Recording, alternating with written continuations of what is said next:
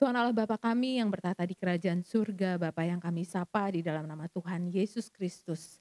Kami mengucap syukur untuk pagi yang baik ini. Tuhan, terima kasih kami semua anak-anak-Mu boleh berkumpul di tempat ini. Terima kasih Tuhan Yesus, kami boleh merasakan kehadiran Tuhan di tempat ini. Bapa, kami sebentar lagi mau mendengarkan apa yang menjadi pesan Tuhan. Biar Roh Kudus sendiri yang boleh menyampaikannya dan memperjelas segala pesan Tuhan di dalam hati kami. Tuhan tolong telinga kami untuk bisa mendengarkan apa yang menjadi pesan Tuhan. Tuhan juga yang memberikan pengurapan kepada hamba-Mu supaya setiap perkataan yang disampaikan adalah pesan Tuhan untuk anak-anak-Mu yang ada di tempat ini. Terima kasih Tuhan Yesus, kami mengucap syukur untuk kasih Tuhan, untuk kebaikan Tuhan, dan kami memanjatkan doa ini hanya di dalam nama Tuhan Yesus Kristus. Amin. Oke, Bapak Ibu, terima kasih untuk kesempatan yang baik. Terima kasih untuk Pak Gembala dan Ibu untuk kesempatan berbagi dari LK3 di tempat ini. Oke, saya akan membuka. Baik, ini bisa dioperate sendiri. Baik, mungkin perkenalkan diri kami terlebih dahulu. Nama saya Pauline dan suami saya Sutarmono. Kami berdua adalah kaunselor di Indonesia yang tersertifikasi oleh BNSP.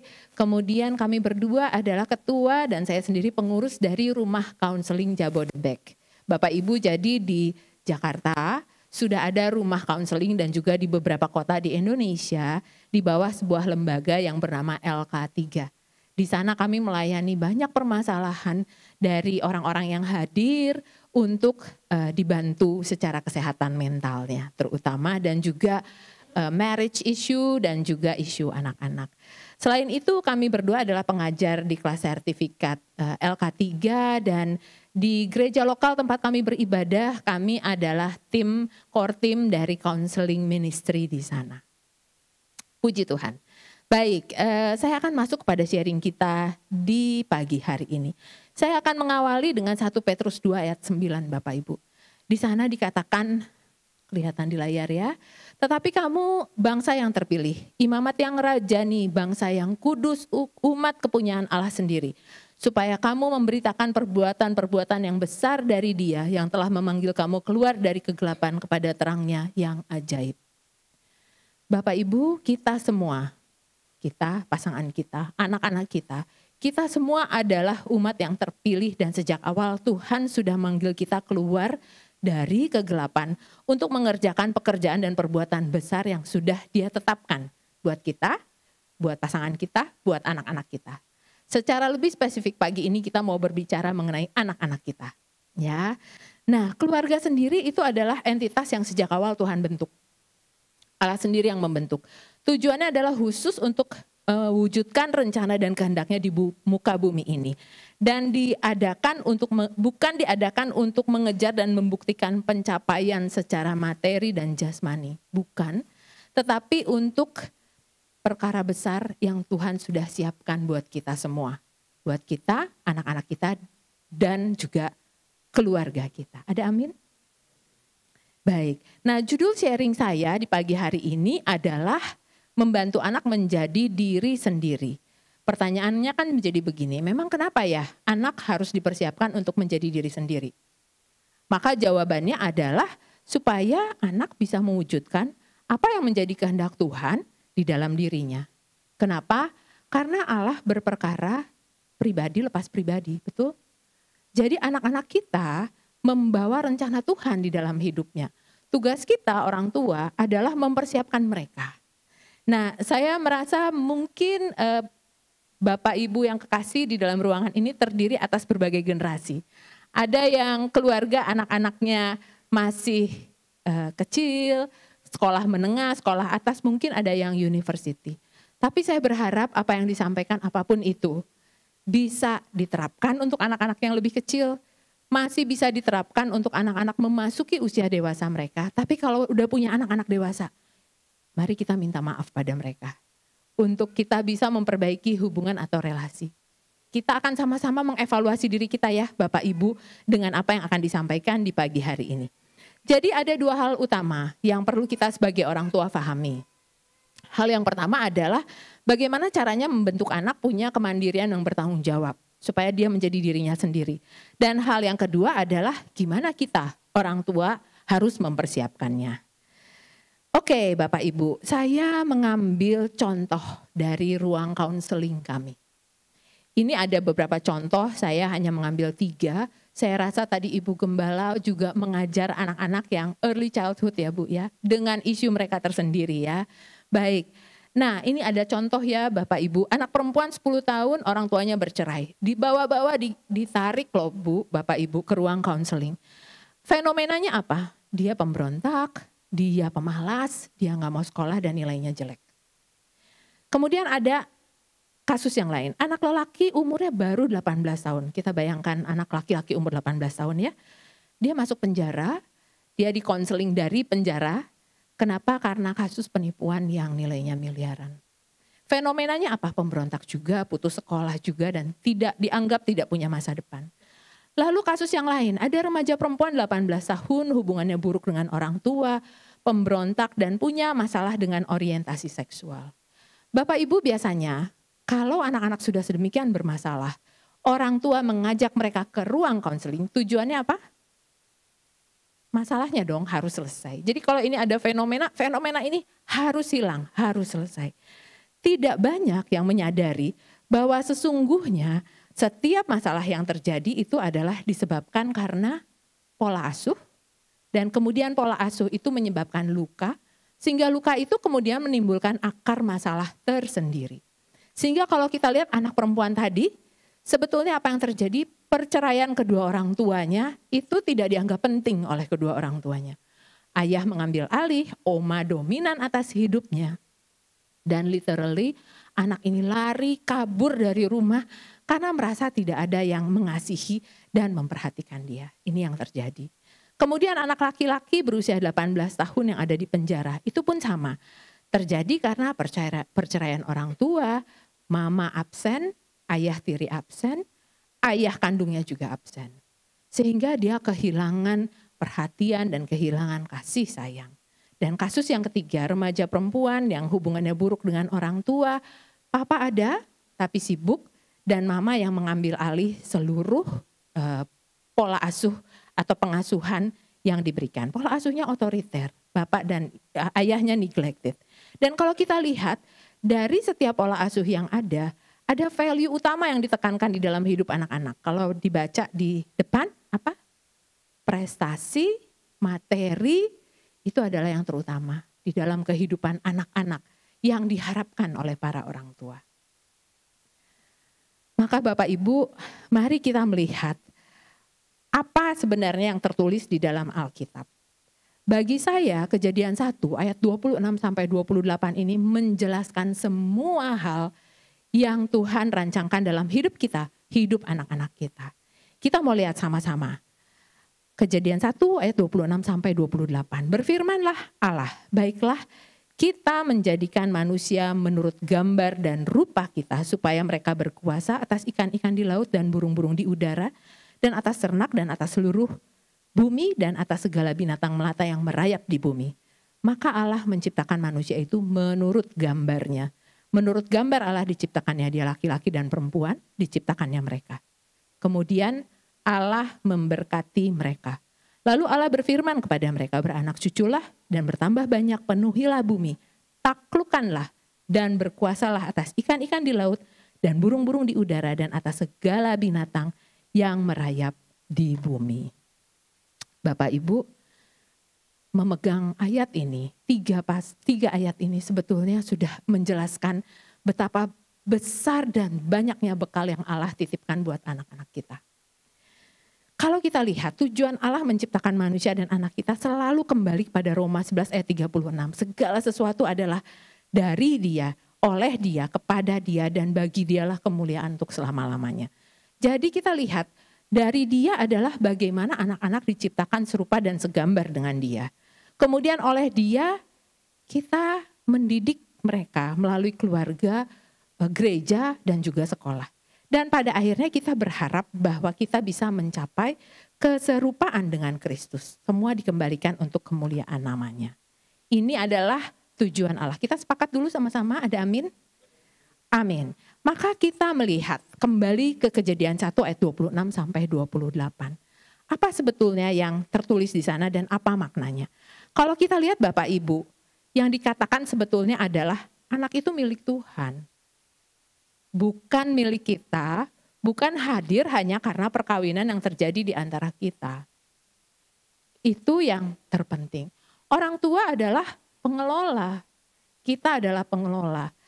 Sejujurnya saya pribadi tidak mudah untuk menerima pemikiran bahwa anak itu milik Tuhan. Betul? Biasanya kalau anak sudah sangat bermasalah, baru kita bilang sama Tuhan, Tuhan ini anakmu, tolong dia. Tapi bertahun-tahun kita yang mengatur dia ya. Nah dari sekarang mari kita bertobat, aduh anak ini milik Tuhan, kita hanya pengelola. Dititipkan oleh Tuhan dan diberi tanggung jawab oleh Tuhan. Saya membayangkan kalau pemimpin di area ini, gubernur mungkin ya Bu ya, gubernur menitipkan anaknya 1 bulan kepada jemaat di IFC. Apa respon kita? Wah pasti repot ya. Makannya apa? Ada alergi enggak? Ke sekolah jam berapa, tidur jam berapa, istirahat biasanya jam berapa? Nah ini Tuhan titipkan anaknya loh pada kita. Apakah kita tanyakan hal-hal yang sama pada Tuhan mengenai anak ini ya? Oke, kemudian poin yang berikutnya, setiap anak itu berharga. Maka orang tua itu perlu sekali menghargai pribadi anak. Apakah kita menghargai mereka dan memperlakukan mereka secara personal? Apakah katakanlah secara sederhana kita mengetuk kamar mereka ketika kita mau masuk ke dalam kamar mereka? Apakah kita minta izin pada mereka ketika kita memasang foto mereka di sosial media? Itu secara sederhana gambaran bagaimana kita menghargai anak-anak karena mereka sangat berharga. Tuhan menciptakan mereka berharga. Kemudian poin yang ketiga, setiap anak adalah unik. Apakah kita menyadari keunikan tersebut? Apakah kita menerima, mengeksplor, dan tidak membanding-bandingkannya dengan kakak atau adiknya? Karena dia unik loh, dia berbeda diciptakan satu dengan yang lainnya. Kemudian yang keempat, setiap anak diciptakan dengan kecerdasan. Dan yang kelima, anak membawa tujuan Tuhan. Kalau tadi kita lihat, Bapak kita, Tuhan kita, tidak pernah loh menyuruh kita pergi tanpa memberkati. Sehingga di dalam berkat itu sebetulnya Tuhan menitipkan kecerdasan dan menitipkan tujuan atas kehidupannya. Bagian kita orang tua adalah menemukan, mengembangkan dan memotivasi hal tersebut. Juga untuk mencapai tujuan Tuhan atas dirinya, kita diharapkan bekerja sama dengan Tuhan. Tanya pada Tuhan bukan ketika ada masalah, tapi tanya pada Tuhan sejak awal. Apa yang harus saya lakukan dengan anak ini Tuhan? Apa yang Tuhan titipkan pada dia? Itu yang kita harus cari dan eksplorasi. Baik, ada beberapa prinsip dasar parenting Bapak Ibu yang seringkali terlewat-lewat di dalam banyak keluarga ini. Ya, ini berbicara tentang otoritas dan tentang pengaruh. Sesungguhnya anak-anak kita di dalam kehidupannya dibagi ke dalam 4 tahapan. Ya, di tahap 0 sampai 5 tahun ini adalah tahapan disiplin. Di mana sesungguhnya kita perlu mengatur berbagai hal dalam kehidupan mereka. Mengatur waktu tidur, waktu makan. Jangan ditanya, mau tidur siang apa enggak? Enggak pasti jawabannya. Mau makan apa enggak? Belum pasti jawabannya. Tapi kita harus bilang sama mereka, ini waktunya makan. Mau nasi atau mie goreng mama bikin? Mau makan di piring merah atau piring biru? Karena ini adalah tahapan disiplin. Kemudian masuk ke tahapan 6 sampai 12 tahun, ini adalah tahapan training. Di mana kita mengajarkan pengalaman-pengalaman merapikan tempat tidur. Saya rasa mungkin di sini jauh lebih mandiri ya Bu. Merapikan tempat tidur, membersihkan rumah, mencuci mobil, naik bis sendiri. Saya lihat banyak di jalan anak-anak sekolah berangkat ke sekolah naik bis sendiri. That's good. Itu adalah tahapan training. Bagaimana mereka merapikan buku-buku pelajarannya dan juga seragamnya. Kenapa? Karena di tahap 13 sampai 16 orang tua harus menjadi coach. Kalau coach itu bagaimana Bapak Ibu? Teriak-teriak di pinggir lapangan, betul? Anak saya bertanding basket, coachnya literally teriak-teriak di pinggir lapangan, memberi semangat, mengarahkan gitu ya.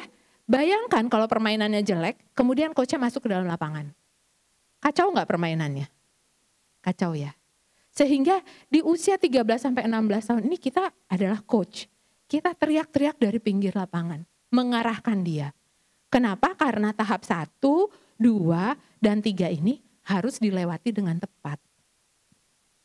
Kalau katakanlah bagaimana bukunya mungkin ketinggalan. Ini kalau di Indonesia ya, karena semua jauh lebih mudah. PR-nya ketinggalan, mamanya bisa anterin loh ke sekolah. Kemudian tempat makannya ketinggalan, dititip loh ke Gojek untuk diantar ke sekolah. Titip ke satpam, itu terjadi di Indonesia ya Bapak Ibu ya. Usia 13 sampai 16 tahun. Dan kemudian nanti panik-paniknya ketika mereka sudah harus menentukan kemana mereka akan bersekolah. Keluar kota, keluar negeri, mamanya bisa stay 3 bulan di sana. Hanya untuk memastikan anaknya beres gitu. Berarti apa? Tahapan yang kedua training gak dilewati dengan baik. Ya. Kalau tahap 1, 2, 3 hubungan kita baik, maka memasuki tahapan keempat, mentoring. Ini semua akan berjalan baik. Kenapa? Karena kita berharap bahwa mereka datang kepada kita untuk mencari nasihat, mencari petunjuk, dan selalu menganggap kita adalah mentor kehidupannya. Kalau tahap 1, 2, dan 3 tidak dijalani dengan baik, maka jangan-jangan nanti dia mencari mentor di tempat lain. Yang akan mengajarkan mereka nilai-nilai yang tidak sama dengan apa yang kita ajarkan dan Tuhan harapkan. Amin Bapak Ibu. Ya, ini tahapan yang seringkali acak-acakan di dalam kehidupan banyak keluarga. Jadi ada yang menganggap 0 sampai 5 tahun belum ngerti, biarin aja lah mereka lakukan apapun nanti kalau besar juga mereka tahu. Padahal tidak berjalan demikian ya Bapak Ibu ya. Kedisiplinan ada di tempat pertama. Latih mereka training supaya mereka tahu life skill itu seperti apa. Itu penting sekali. Dan ketika masuk usia coaching, coach sebagai coach, kita betul-betul mengizinkan mereka untuk mengalami resiko dari kesalahan yang mereka lakukan. Oke, baik. Jadi kalau kita gambarkan atau simpulkan sebetulnya tahapan atau fase parenting itu terbagi 2 yang besar. First journey adalah tentang fisik, akademi, nilai-nilai kebiasaan baik itu ditanamkannya di sini. Harus sudah lulus di area ini ya, sampai 12 tahun. Pergaulan sosial mereka seperti apa? Kenapa? Karena masuk ke journey berikutnya, mereka sudah harus belajar untuk mengambil keputusan jangka panjang, mengerti panggilan hidup, kemudian mulai memikirkan karir, pekerjaan, merancang keluarga, pernikahan, pergaulan. Itu semua ada di tahap berikutnya. Jangan kedua tahap ini dicampur adukan. Saya punya kasus klien 27 tahun anak laki-laki. Di dalam berbagai hal dia akan bilang begini, "Tante, tolong tanya mama. Kata mama aku harusnya putus dengan pacarku. Kamu sendiri maunya gimana?" Kata mama, dan kata mama. 27 tahun laki-laki sangat pintar, sangat cerdas. Bisa memahami? Ada 2 tahapan journey kehidupan yang dicampur adukan oleh mama. Sehingga anak menjadi sangat tergantung pada apa kata mama. Dia tidak belajar untuk berkeputusan jangka panjang. Oke, baik. Selain itu, kita perlu juga mengevaluasi gaya parenting kita. Ini banyak informasi ya, nanti akan dibagikan Bapak Ibu. Ada 3 gaya parenting. Ada orang tua bos, ada orang tua yang suka segan, tapi ada orang tua yang lembut dan tegas. Memakai grace and truth. Ya, orang tua bos, biasanya orang tua yang berkuasa, anak yang patuh.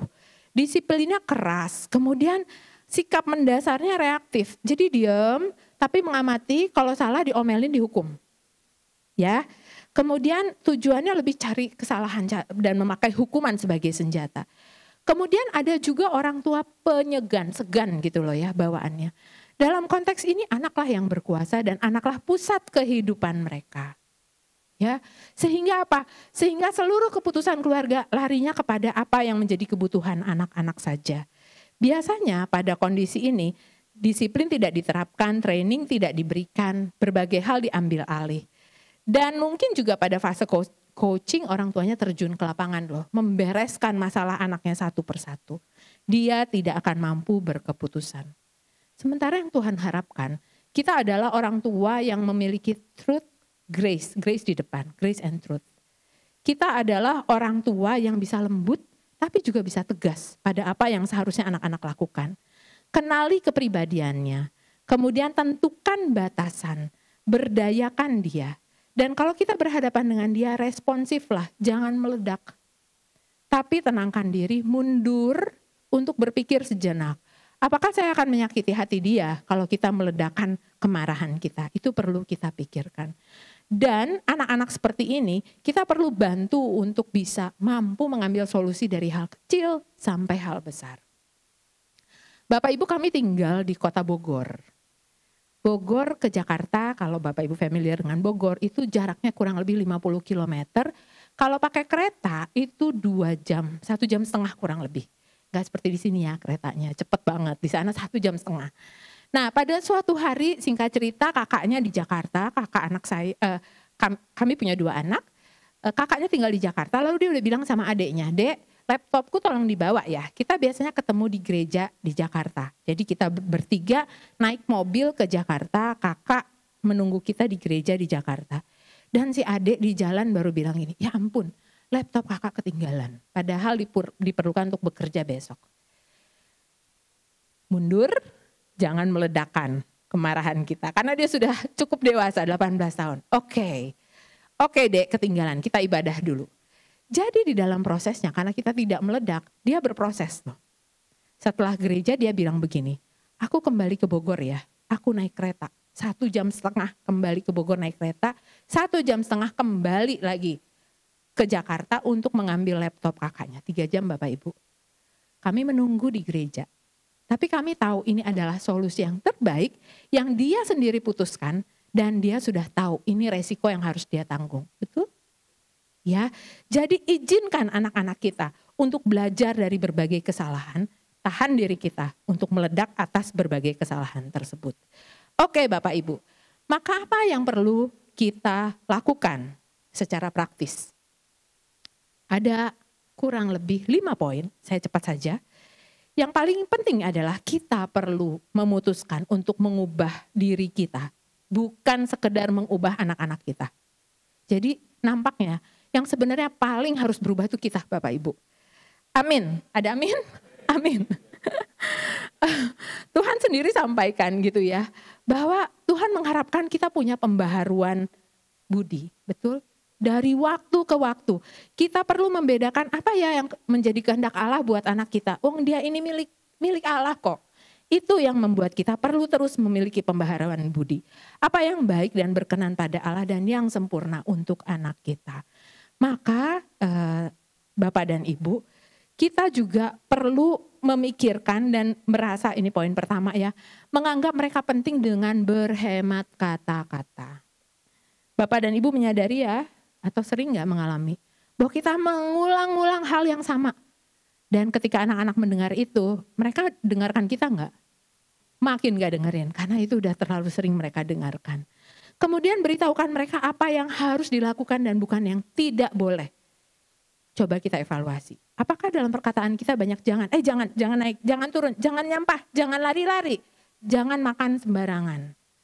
Katakan atau sampaikan apa yang harus dilakukan. Dan yang terpenting laksanakan apa yang dibicarakan dalam tindakan nyata. Karena teladan yang kita tunjukkan itu yang berbicara lebih kuat daripada kata-kata kita Bapak Ibu. Ya, jadi ayo putuskan untuk mengubah diri kita. Poin yang kedua adalah bangun keterampilan berkomunikasi. Ini penting sekali untuk mendengarkan perasaan anak-anak tanpa mencoba memperbaikinya. Bapak Ibu berbicaralah di level perasaan. Kalau kita lihat kita kadang-kadang kurang kaya dengan kosakata perasaan. Bahagia, sakit, nyaman, sedih. Kalau kita sebagai orang tua merasa sedih, kita boleh berbagi dengan anak kita. Jelaskan perasaan kita, mama merasa sedih sekali hari ini. Karena ada kejadian yang tidak menyenangkan di tempat kerja misalnya. Jadi dia mengerti juga yang namanya sedih apa. Di sisi lain, perasaan dia pun kita harus coba untuk kenali dan tahu, sadari. Oke, baik. Kemudian hal berikutnya, latih panca indera kita dengan mendengarkan lebih refleksif. Kalau dia berbicara, Kita coba perhatikan dan dengarkan, jangan langsung menjawab. Kita sampaikan bahwa, oke, wah berat sekali ya masalah kamu. Mama bisa merasakan kamu sedih sekali ya karena teman-teman gak mau berteman dengan kamu. Kita perlu ingat Bapak Ibu bahwa setiap kesulitan yang anak-anak hadapi adalah beban yang berat buat mereka. Ya, jadi jangan sampai mereka cerita tentang beban mereka terus kita bilang, yang kayak begitu mama juga dulu alami.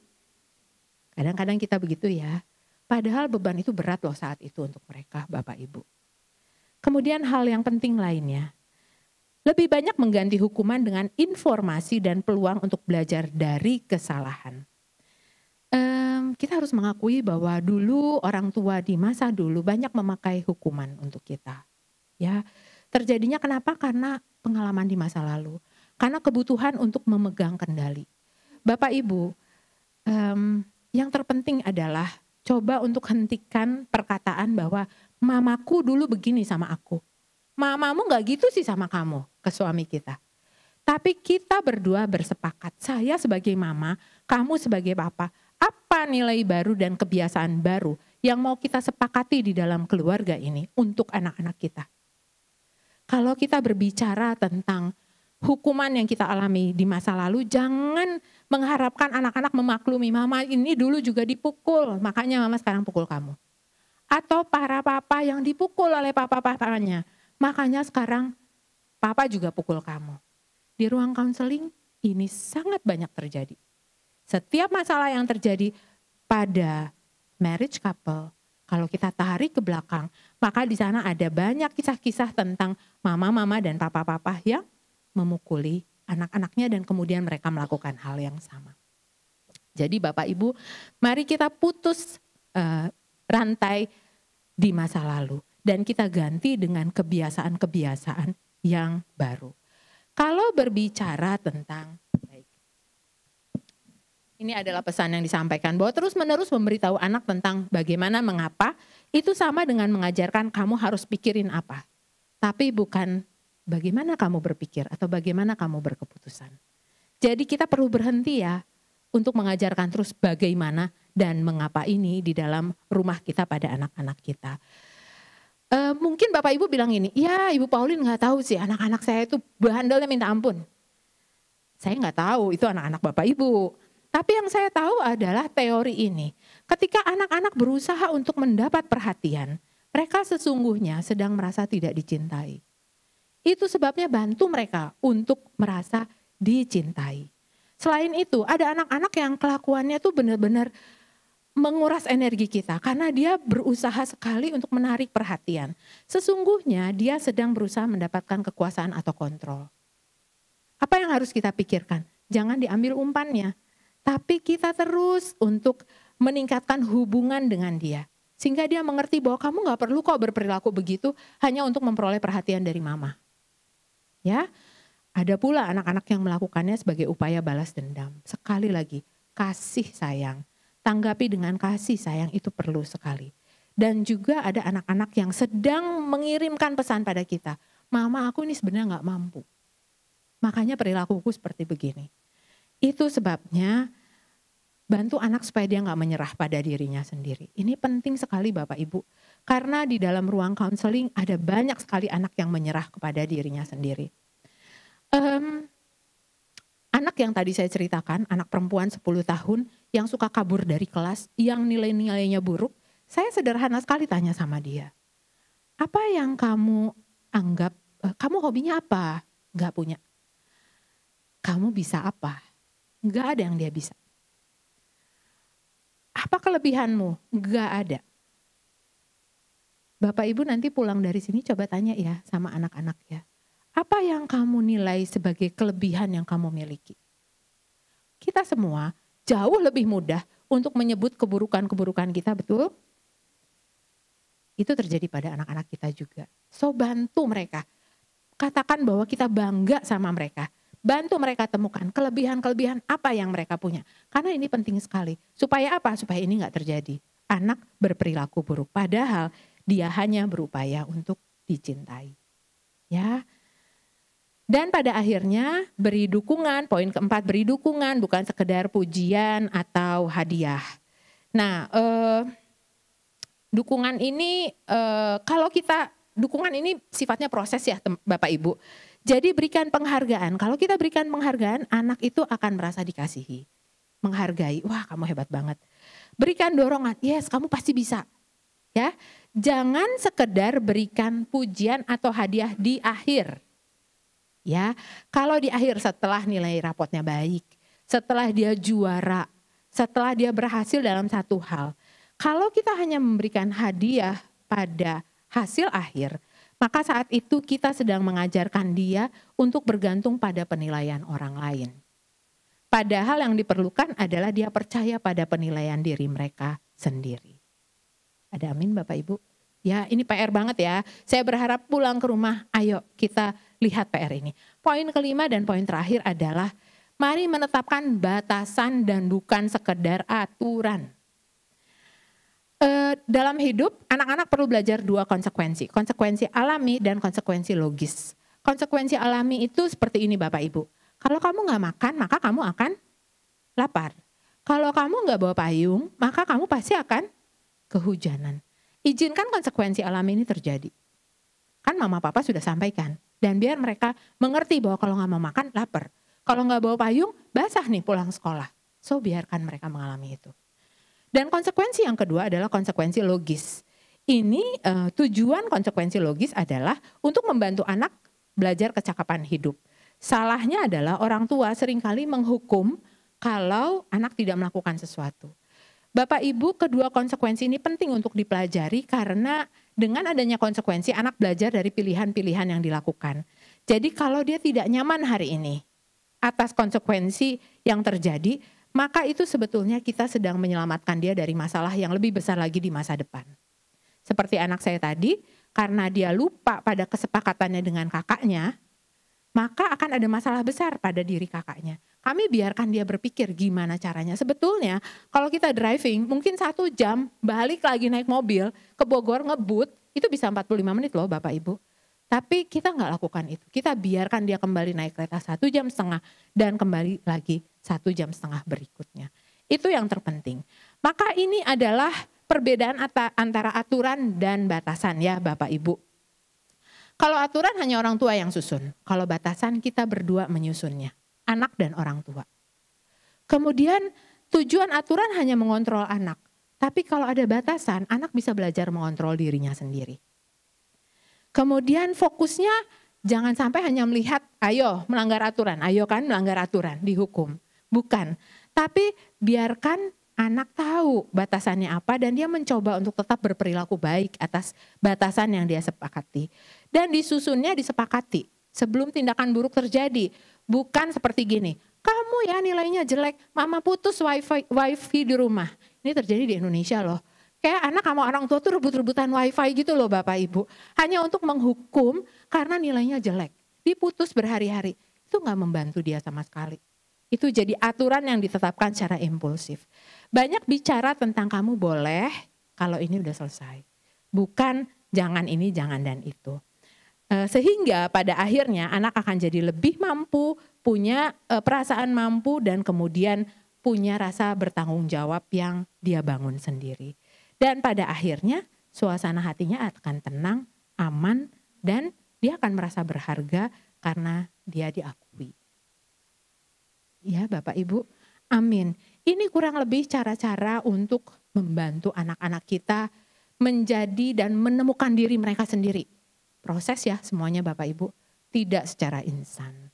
Nah selanjutnya Pak Mono akan menjelaskan mengenai peran seorang ayah. Kalau kita lihat tadi, di 3 kasus yang saya jelaskan, ada miss peran ayah di ketiga poin tersebut. Mari silakan Pak Mono.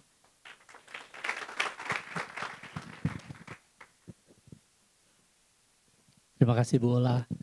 Terima kasih Bun, kalau di rumah saya panggilnya Bun. Duduk aja silakan. Ya. Baik Bapak Ibu, terima kasih untuk kesempatannya sekali lagi. Tadi Bu Ola sudah bawakan beberapa poin penting sebagai parents ya untuk anak-anak kita. Nah sekarang pertanyaannya, mengapa ayah penting? For 2 reasons. Yang pertama adalah bahwa parenting bukan hanya urusan ibu-ibu. Banyak bapak-bapak mikir udahlah anak-anak pas sama ibu aja. Iya Pak, iya Bapak-bapak ada yang amin nggak? Jangan ya. Ya tapi itu kenyataan bahwa parenting adalah urusan kita berdua. Kita sepaket untuk mengurus anak yang dititipkan sama kita. Di Amsal 19 ayat 14 dikatakan, house and wealth are inherited from fathers. So itu menjadi penting bahwa kenapa ayah itu menjadi penting dalam hal ini. Ayah adalah sumber, dia adalah pemimpin dalam keluarga. Nah masalahnya gini, predikat ayah itu bisa didapat pada saat kita menikah, punya anak, jadilah dia seorang ayah, seorang ibu. Nah pertanyaannya adalah bagaimana dengan fungsi keayahan? Jadi bukan bicara predikat ayah, tapi fungsi keayahan itu yang lebih penting. Seseorang bisa lebih mudah menjadi ayah yang baik saat dia pernah mengalami menjadi anak dari ayah yang baik. Saya ulang ya, seseorang bisa lebih mudah menjadi ayah yang baik saat dia pernah mengalami menjadi anak dari ayah yang baik. So jadi penting kita sebagai ayah menjadi ayah yang baik karena itu yang kemudian direcord oleh anak-anak kita.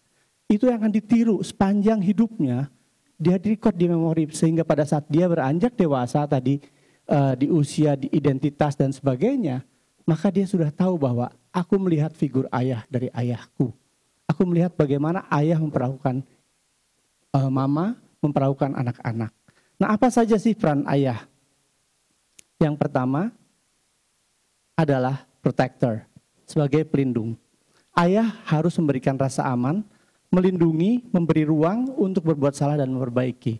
Jadi ayah bukan hanya bicara kasih hukuman, instruksi dan sebagainya, tapi bagaimana dia memberikan ruang buat anak-anak berbuat salah.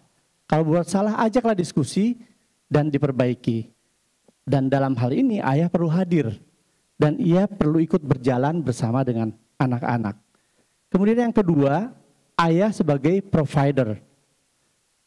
Provider di sini bukan hanya bicara tentang ayah sebagai mencari nafkah ya. Provider ini ada 4 area yang penting. Pertama, provider untuk spiritual. Bagaimana ayah harus membangun spiritual life yang baik di dalam keluarga. Dia adalah orang yang memimpin mesbah keluarga, doa, budaya dalam keluarga untuk area spiritual. Yang kedua, physical. Bagaimana ayah menjadi provider di dalam area physical? Bagaimana dia memberikan interaksi kepada sang istri, sang mama, ya, kepada anak-anak, dan kemudian bagaimana dia membantu istri di dalam sehari-hari. Itu anak-anak akan lihat. Bagaimana dia kemudian di dalam area relational, bagaimana dia membangun hubungan di dalam keluarga maupun juga dengan anak-anak. Nah yang keempat adalah provider di area finansial. Ayah yang berpenghasilan, ayah yang memiliki bisa mencari nafkah, dan ayah yang nggak sibuk dengan hobinya sendiri. Seringkali di istilah kalau di Jakarta, di sini nggak ada. Di Jakarta tuh lebih baik minta maaf daripada minta izin. Banyak ayah-ayah yang suka dengan hobinya, beli barang, nggak bilang sama istrinya, ntar udah ketahuan baru aku minta maaf kemarin aku beli ini, gitu ya. Nah mudah-mudahan di sini nggak ada. Nah provider itu sangat penting, itu adalah fungsi dari ayah di dalam keluarga. Dan yang ketiga adalah ayah sebagai pendisiplin atau disciplinarian. Efesus 6 ayat 4 berkata begini, dan kamu bapak-bapak janganlah bangkitkan amarah di dalam hati anak-anakmu, tapi didiklah mereka dalam ajaran dan nasihat Tuhan. Ayah penting untuk living by example. Anak-anak meniru bukan kata-kata yang kita sampaikan, tapi apa yang kita lakukan. Kalau kita disiplin, anak-anak juga disiplin. Ya, baik. Ini adalah satu scale yang bisa kita lihat singkat saja bahwa sepanjang pertumbuhan anak-anak kita, dari tadi Ibu Ola membagi jadi 4 fase, di sini saya sampai usia 25 ke atas. Usia 0 sampai 5 tahun itu adalah pengaruh ibu. Kasih sayang ibu itu yang biasanya anak-anak merasakan. Tadi Ibu Ola juga sudah katakan. Tetapi di usia 6 sampai 12, disitulah masuk biasanya peran ayah. Ayah perlu mentraining, mengajarkan anak-anak untuk benerin sepeda, rantai sepedanya lepas, bannya bocor, nyuci mobil dan sebagainya. Itu pengaruh ayah. Kemudian di usia 12-an sampai 18 itu adalah area coaching yang tadi Bu Ola sampaikan. Di situ pengaruh teman, peer pressures itu sangat berpengaruh pada anak-anak. Dan kemampuan mereka menghadapi peer pressures sangat dipengaruhi oleh periode sebelumnya. Dipengaruhi ibu dan pengaruh ayah di usia 0 sampai 12 tahun. Dan satu hal yang sangat penting yang saya selalu ingatkan kepada bapak-bapak yang anak-anaknya sudah mulai masuk di usia 18 tahun, pengaruh ayah ini perlu masuk lagi. Ayah perlu masuk lebih dekat lagi dengan anak-anak ini, karena anak-anak remaja, dewasa, muda ini, mereka mulai memikirkan identitas. Aku mau kuliah kemana? Aku mau ambil jurusan apa? Aku harus bagaimana ke depan? Di situ perlu banyak diskusi dengan ayah, 18 sampai 20, yaitu usia lulus SMA sampai ke kuliah. Berikutnya adalah usia di mana anak-anak akan mulai kemudian bicara tentang pengaruh budaya untuk karir mereka dan sebagainya.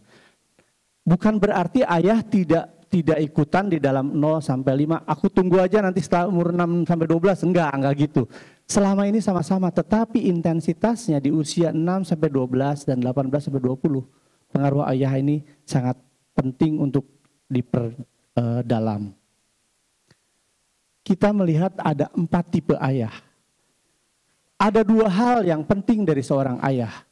Yang pertama adalah presence, kehadiran di anak-anak. Yang kedua adalah influence. Influence ini bicara apa? Bicara nilai-nilai yang dibagikan. Hal-hal baik yang diajarkan kepada anak-anak. Ya, tadi Bu Ola sudah jelaskan tentang pengetahuan maupun juga nilai-nilai yang diajarkan kepada anak-anak. Tetapi yang kedua adalah masalah presence, kehadiran. Kalau kita lihat di matriks ini, ada yang kehadiran tinggi, ada yang kehadiran rendah, influence tinggi, influence rendah. Tentunya yang kita harus kejar adalah bagaimana menjadi ayah ideal. Tidak mudah, karena mungkin karena kesibukan kita, kehadiran kita berkurang atau kurang. Tetapi kalau kita lihat, ada ayah namanya istilahnya ayah memori. Ayah memori adalah seorang ayah yang dia punya nilai baik, tetapi dia nggak pernah hadir. Anaknya punya masalah, dia nggak pernah hadir. Dia bicara tentang banyak nasihat dan sebagainya, tapi dia tidak pernah terlibat di dalam permasalahan anak-anaknya. Tapi ada juga ayah patung. Ayah patung itu kehadirannya ada di rumah aja. Anak-anak lagi main, dia ada di situ. Tapi dia nggak pernah negur, nggak pernah ngajarin hal yang baik. Makanya disebutnya ayah patung. Yang parah adalah kalau ayahnya hadir enggak, ya. Kemudian pengaruh juga enggak ada. Ya, saya harap tidak ada yang ada di sini ya. Nah, ini bisa kita pakai untuk introspeksi. Selama ini aku cukup memberikan kehadiran enggak buat anak-anakku? Kehadiran bukan berarti kita harus 24 jam, tetapi pada saat anak-anak pulang sekolah, kita sapa, kita ajak ngobrol, ada masalah kita ajak diskusi, dan kemudian kita mengajarkan nilai-nilai yang baik. Ya, semua itu bisa dibangun kalau tadi apa yang kita pelajari tentang spiritual kita bisa bagikan dengan anak-anak dan sebagainya. Ya, baik. Dan saya mau ambil satu ayat firman Tuhan dari Matius 17 ayat 5. Ini adalah bagaimana satu contoh bagaimana Allah Bapa memuliakan Yesus anaknya yang tunggal. Dan ini bisa kita pakai sebagai satu refleksi. Bagaimana kita bisa memberikan satu hal yang sama buat anak-anak kita. Firman Tuhan ini berkata begini. This is my son whom I love. With him I'm well pleased. Listen to him. Kalau kita pecah kalimat ini. This is my son. Allah Bapa sedang memberikan identitas kepada Yesus. Itu yang perlu kita berikan kepada anak-anak kita. Identitas bahwa kamu adalah anakku. Whom I love. Kebutuhan dari seorang anak adalah rasa aman, kemudian emosi yang terpenuhi. Ya, emotional security-nya dirasakan. Whom I love, pada saat dia akui, dia merasa aman. With him I am well pleased. Ini satu afirmasi bahwa aku mengakui dia dan mengakui anakku, dan aku berkenan padanya. Dan listen to him, ini bicara authority. Kapan kita memberikan kepada anak kita otoritas? Cukupkah kita memberikan kepada dia untuk mengambil keputusan, otoritas di dalam setiap langkah yang dia ambil, bahkan otoritas pada saat dia melakukan kesalahan pun kita perlu berikan. Ayat ini sangat baik untuk kita lihat apakah kita cukup memberikan identitas kepada anak kita, apakah kita memberikan rasa aman, apakah kita memberikan pujian, apakah kita memberikan kepada dia juga otoritas. Sebelum saya tutup, saya mau sampaikan satu hal bahwa melalui seorang ayah yang baik, seorang anak belajar tentang keayahan. Saat ayahnya payah, ia pun akan kepayahan untuk menjadi seorang ayah yang baik. So jadi hari ini kita belajar menjadi seorang orang tua yang tidak pernah ada sekolahnya. Itu istilah yang selalu kita dengar. Jadi orang tua itu nggak ada sekolahnya. Sekarang ini udah banyak sekolahnya, ada yang online. Ya, kita bisa banyak belajar materi-materi parenting. Dan kita tahu, kita sadar bahwa kita terbatas. Kita tidak punya banyak pengetahuan. Tapi Tuhan Yesus yang akan memampukan kita. Amin. Ya. Mari kita tutup firman hari ini dan juga apa yang kita bagikan pada pagi hari ini dengan kita berdoa. Mari kita tutup kepala.